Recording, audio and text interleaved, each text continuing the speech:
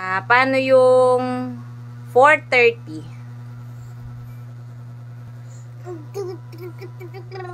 4:30.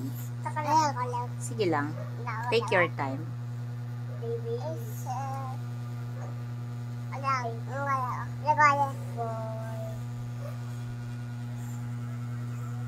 Okay.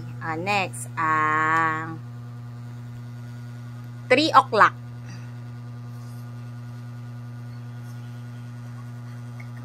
Okay. Kita naman, anak.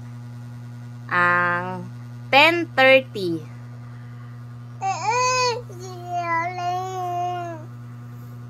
Okay. Ang 8:30. 7 o'clock.